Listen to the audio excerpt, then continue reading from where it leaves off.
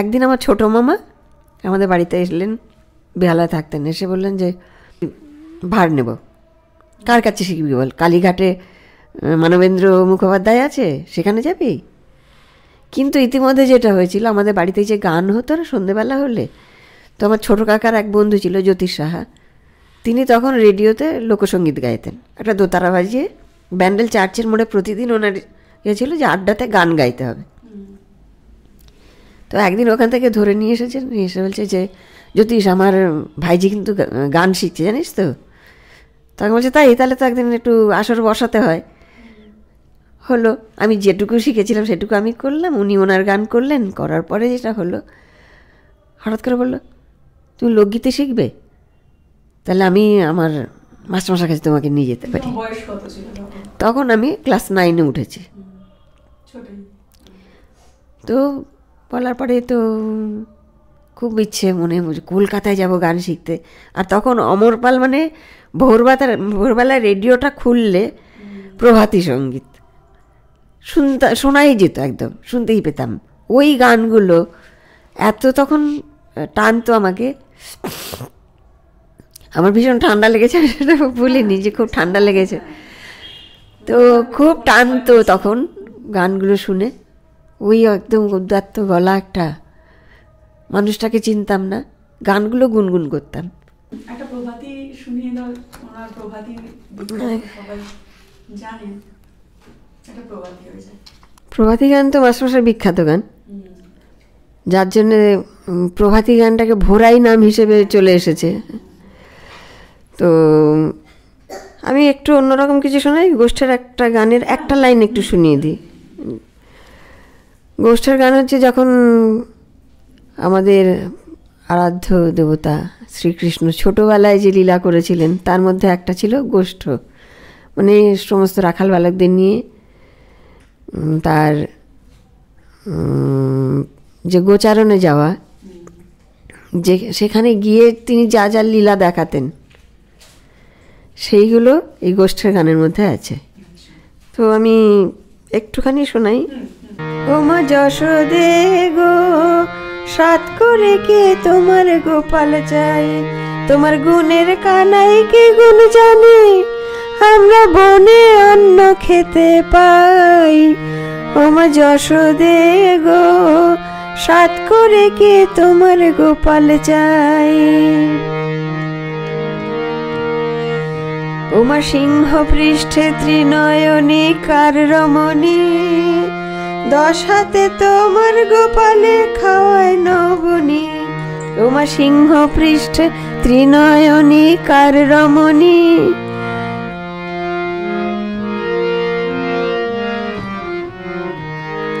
তুমি কি ননির গুমর করো, ওমা তুমি কি ননির গুমর করো, তেমন ননি দেখো নাই।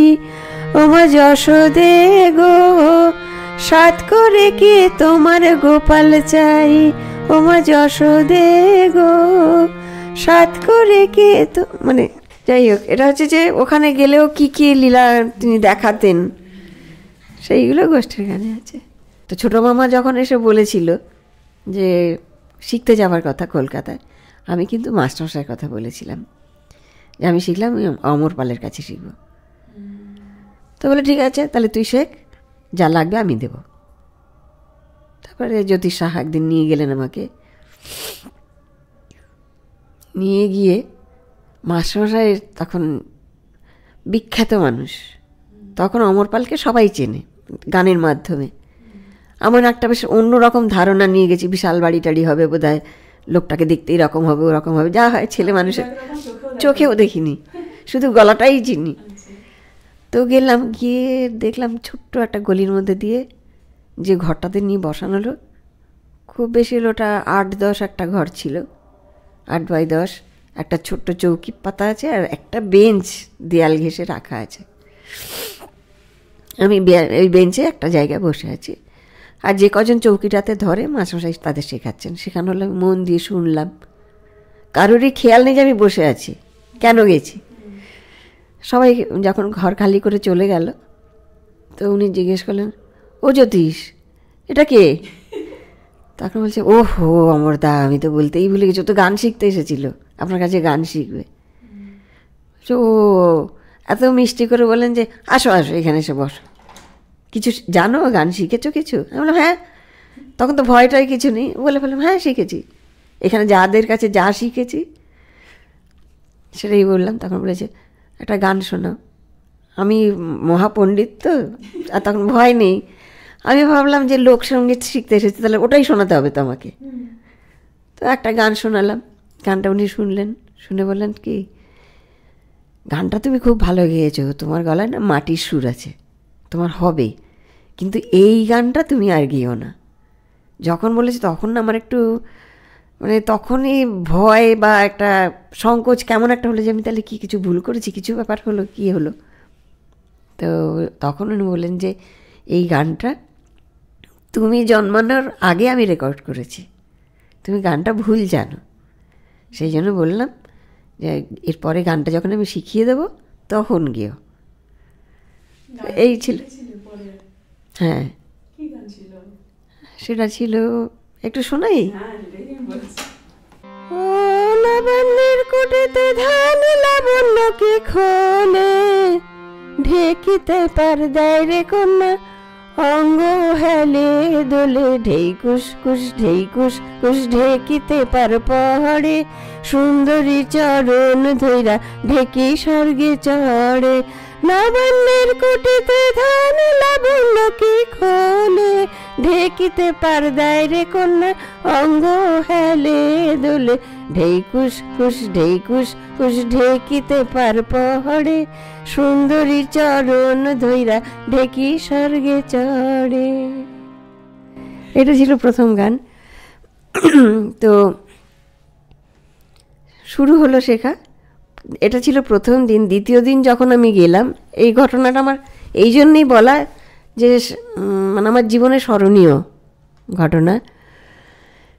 সেটা হচ্ছে দ্বিতীয় দিন যখন আমি গান শিখতে যাই, সেদিন কথা ছিল জ্যোতিষা ব্যান্ডেল স্টেশনে দাঁড়াবেন, আমি গিয়ে সেখানে মিট করব, তারপর ট্রেনে একসঙ্গে যাব, সেখান থেকে 6 নম্বর বাস ধরে আমরা টালিগঞ্জে নামব।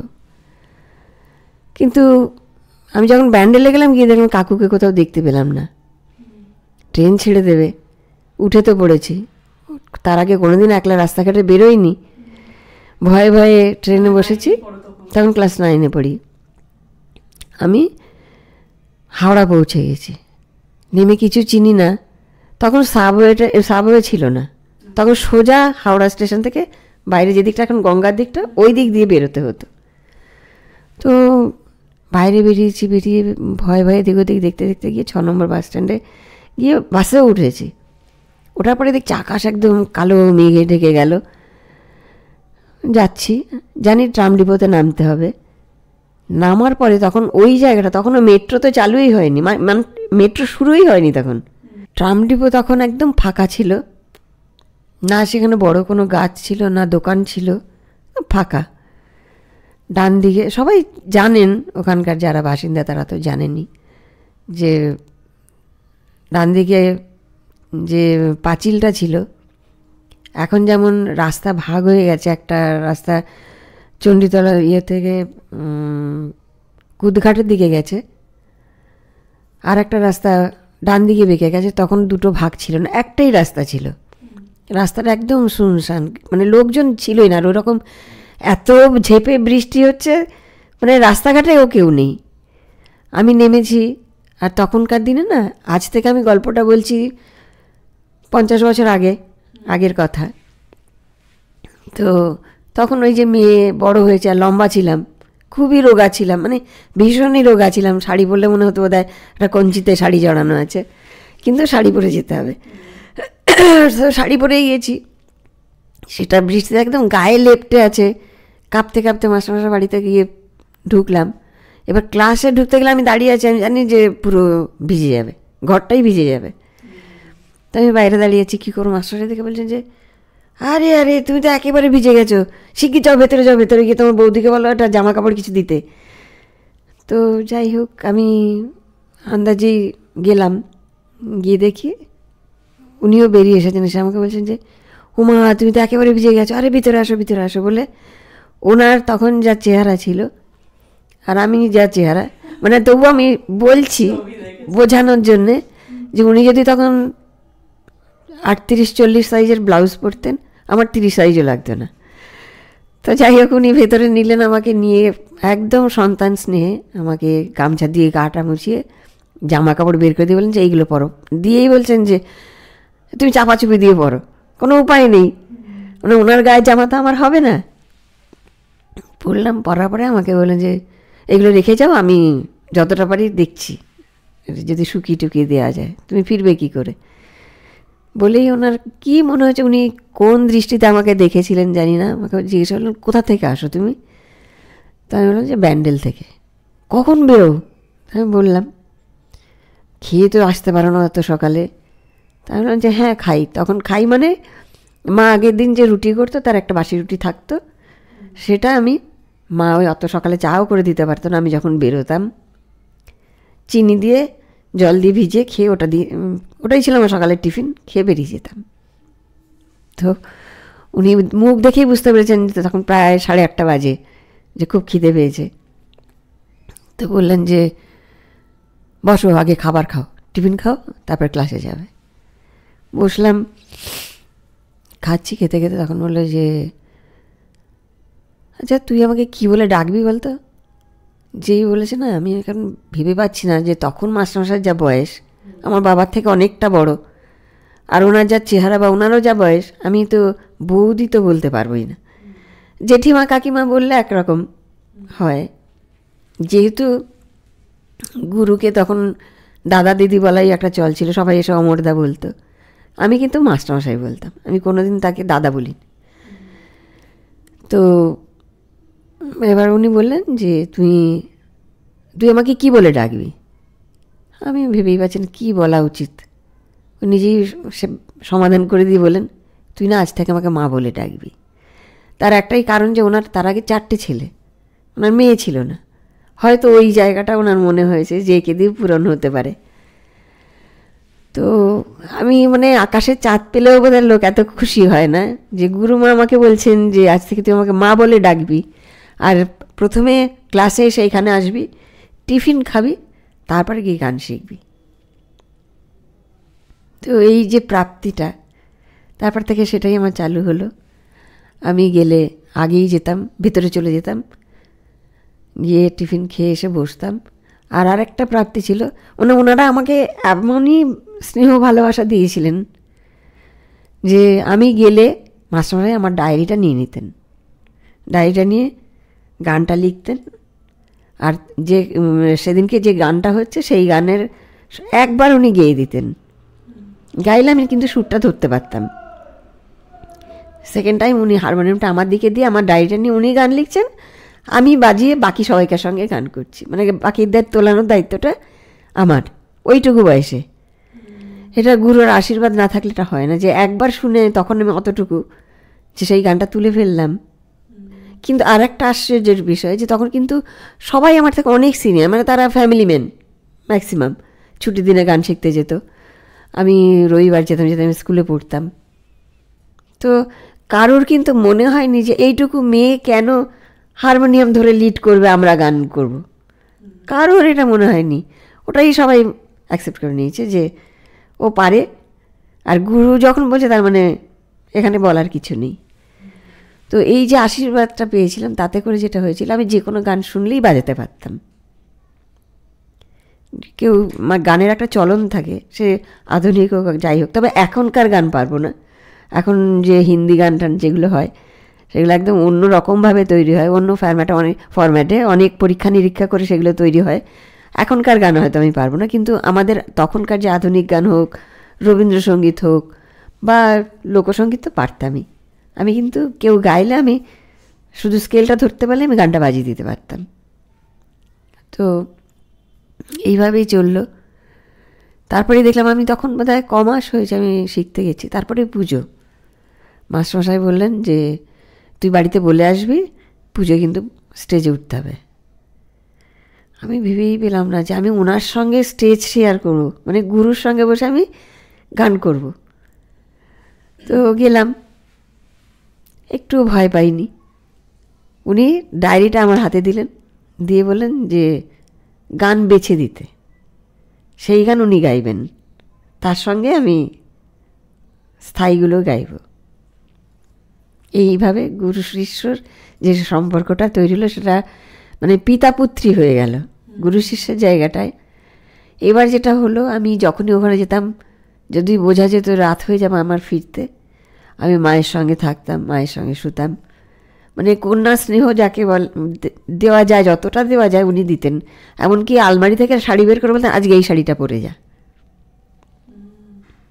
এতটা ছিল। তো এইভাবে চললো। আমি যখন কলেজে উঠলাম, আমার ছোটো মামার বিয়ে হলো। তারপরে যেটা হলো যে আমার গান শেখার টাকাটা দেওয়া বন্ধ হয়ে গেল। মাস্টারমশাই কিন্তু আমাকে বললেন, তুই আসলেই হবে, তোকে টাকা দিতে হবে না, তুই আসলেই হবে, তুই আয়। তো কলেজে ভর্তি হতে আবার অনেকগুলো টাকা লেগেছিল, আমার আর যাওয়া হয়নি, আমি যেতে পারিনি। ওই মাস্টারমশাইয়ের কাছে টানা বোধহয় 2.5 বছর মতন আমি গেলাম, 9, 10, 11।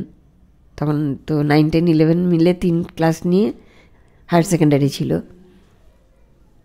ওইটুকুই আমার সম্বল। তারপরে আমি কলেজ থেকে পাশ করে বেরোলাম, বেরোতেই আমার বিয়ের দেখাশোনা শুরু হলো, যা হয় সব বাড়িতে, সাধারণ গৃহস্থ ঘরে। আমি গানটা ভুলেই গেলাম আবার। তো সেই থেকে তো সংসারে ঢুকে গেলাম। সংসারে ঢুকে যাওয়ার পরে হারমোনিয়ামের ছবিটাই ভুলে গেলাম। তারপর তোরা এলি এক এক করে, আষ্টে পৃষ্ঠে সংসারটা আমাকে এমনভাবে বেঁধে ফেললো, আমি যে কোনো দিন গান জানতাম আমি মনেও আসতো না। তারপর যখন একটু করে বড় হলি তোরা, বড় হবার পরে তখন থেকে আমি আবার একটু একটু করে এই জগতে ফিরতে শুরু করলাম। কারণ তখন আমার বোনেরা আবার ওইটা ধরেছে, আমার হারমোনিয়ামটা ছিল, ওরা গান করছে, ওরা পাড়ায় প্রোগ্রাম অ্যারেঞ্জ করছে, প্রোগ্রাম করাচ্ছে। তো ওই এসে আমি ওদের সঙ্গে আবার একটু একটু করে জুড়তে শুরু করলাম। কিন্তু মাঝখানে বিশাল একটা গ্যাপ হয়ে গেছে কয়েক বছরের, যেটা হয় প্রত্যেকটা মেয়েরই এই গল্প, নতুন কিছু নেই। তারপরে আবার শিখতে যাওয়া, সেটা তোর জন্যেই। তোর কাছে মনে হয়েছিল মা হয়তো, মার কাছে গানটাই আবার রেমেডি হয়ে আসতে পারে, সেই জন্য তুই বলেছিলি যে তুমি আবার গান শিখতে যাও, মাস্টারমশাইয়ের কাছে যাও। গেলে উনি এত খুশি হয়েছিলেন, অত বছর বাদে আমি আবার গেছি। মনে তো রেখেছেন, কারণ আমি এতটাই ক্লোজ ছিলাম ওনাদের, আমাকে ভোলা সম্ভব ছিল না। তারপরে আরেকটা যেটা হয়েছিল, ওনার কাছ থেকে যেটা পেয়েছিলাম, কর্তব্যবোধ এবং সংযত জীবন। আমি কোনোদিন মাস্টারমশাইকে চা খেতে দেখিনি, কোনোদিন পান খেতে দেখিনি, কিন্তু উনি 97 বছর পর্যন্ত গান করে গেছেন। তার ওই গলাটা ছিল শুধু সংযত জীবনের জন্যে। একটা রান্না হয়তো খুব ভালো হয়েছে, বললেন এই রান্নাটা খুব ভালো হয়েছে, কিন্তু দ্বিতীয়বার দিতে গেলে নেননি। এতই পরিমিত আহার ছিল। একটা মানুষকে এত কাছ থেকে না দেখলে তার সম্পর্কে সেই ধারণাটা হবে না। একজন শিল্পী হতে গেলে কতটা সংযত জীবন পালন করতে হয়। তারপরে যেটা দেখেছি, কর্তব্য। ওনার ওইটুকু ভাড়া বাড়িতে ওনার মা সঙ্গে থাকতেন, দুর্গাসুন্দরী দেবী, তাকে আমি দেখেছি। ওনার ভাই থাকতেন, খুব কষ্ট করেই তারা থাকতেন ওখানে। তো এটা একটা কর্তব্য, সন্তানের কর্তব্য পালন করা দেখেছি। তারপরে যেটা হয়েছে, আমি তখন আমার টেস্ট পরীক্ষার বোধহয় কী বলবো, সরস্বতী পুজো, মানে টেস্ট পরীক্ষা হয়ে গেছে, তো ফাইনাল পরীক্ষার একটু আগে মাস্টারমশাই বললেন যে কার্শিয়াং রেডিও সেন্টারে আমাদের একটা প্রোগ্রাম আছে, যেতে হবে। আমার পরীক্ষা টরীক্ষা কোনো ব্যাপার না, আমার গান গাইতে যেতে হবে, ওটা হচ্ছে আমার প্রায়োরিটি। তো আমি বললাম হ্যাঁ আমি যাব। তো মাস্টারমশাই একটা পোস্ট কার্ডে চিঠি লিখলেন আমার মাকে, যে আপনার কন্যাকে আমি নিয়ে যেতে চাই, এত তারিখ থেকে এত তারিখ আমরা থাকবো, এত তারিখে আপনার কন্যা সন্তানকে আবার আপনার কোলেই ফিরিয়ে দেবো। এইভাবে একটা চিঠি লিখেছিলেন। তো চিঠিটা এসে পৌঁছালো, কিন্তু চিঠিটা পৌঁছানোর আগের দিন মাস্টারমশাই নিজে চলে এসেছেন আমাদের বাড়িতে সকালবেলা। আমরা কেউ প্রস্তুত ছিলাম না, অত সকালে উনি ঠিক ঠিকানা খুঁজে টুজে চলে এসেছেন। এসে আমার মাকে বলেন যে আমি তো ওকে নিয়ে যাব, আপনার অনুমতি তো দরকার, এতদিনের জন্য নিয়ে যাব। মানে আমরা পুরো পরিবার, আমার ছোট কাকা, আমার কাকিমারা, আমার মা, আমার ঠাকুমা তখন ছিল, সবাই মিলে মানে আমরা খুব চমকে গেছিলাম যে এরকম একটা বিখ্যাত মানুষ অত দূর থেকে এসেছে শুধু আমাকে নিয়ে যেতে হবে তার পারমিশন নেবার জন্য। এটা কেউ কল্পনাই করতে পারবে না কতটা আমার প্রতি তাদের স্নেহ থাকলে, টান থাকলে এটা হয়। হয়তো গত জন্মের কিছু ছিল টান। তারপরে যেটা হলো, গেলাম কার্শিয়াংয়ে, গান করলাম আমরা, অনেকগুলো অনুষ্ঠান হয়েছিল তখন। ওখানে একটা বেঙ্গলি অ্যাসোসিয়েশন ছিল, তারা প্রোগ্রাম করালো, রেডিও সেন্টারে হলো। তারপরে ওখানকার যে স্টেশন ডিরেক্টর ছিলেন তিনি কলকাতার লোক, তার ঘরেই আমরা উঠেছিলাম, উনি ওনার বাড়িতে অনুষ্ঠান করালেন। এরকমভাবে আমরা প্রচুর অনুষ্ঠান ওখানে করেছিলাম। ফিরে আসার পরে আমার বাবা এমনি গম্ভীর মানুষ, বলল পরীক্ষাটা দিতে হবে, মানে আর গান বাজনা করা যাবে না। তো আমি হায়ার সেকেন্ডারি পরীক্ষার জন্য প্রস্তুত হতে লাগলাম। সেই আমার গান শেখাতে যবনিকাপাত হলো।